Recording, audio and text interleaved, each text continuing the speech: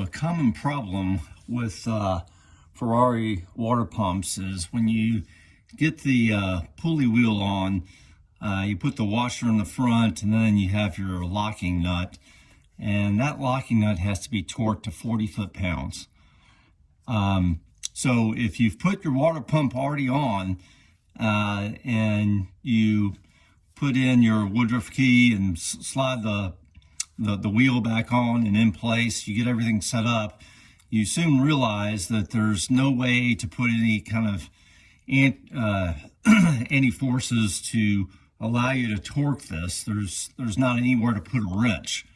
So what you have to come up with is kind of your own clever technique of how you're going to prevent the wheel from spinning as you're torquing the nut. So what I've come up with, there are a couple of things that I've seen online, and some are, I've tried some of the other techniques. I'm going to try this instead.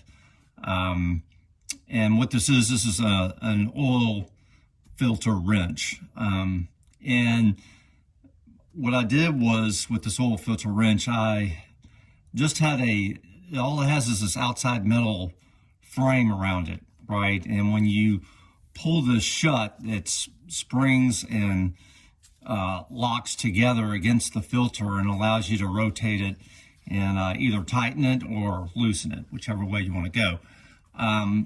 With this, if you try to tighten this with just the metal ring, all that's going to happen is you're not going to get enough frictional force to prevent the wheel from spinning.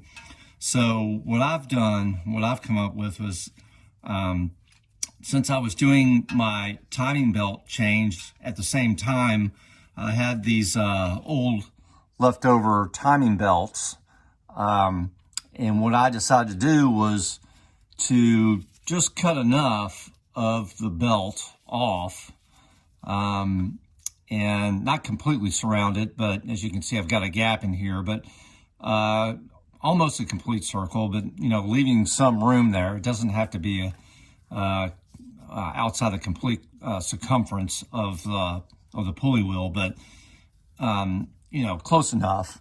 And as I tighten this, it'll close and lock it down, and that will provide enough frictional force to really lock this wheel in place as I'm applying that torque.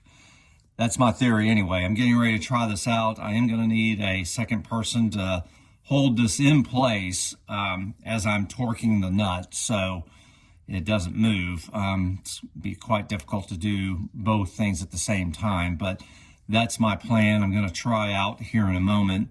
I'll just take this off from here so you can get a better look at it. Put this back on, but here's the wrench. And then I've just got the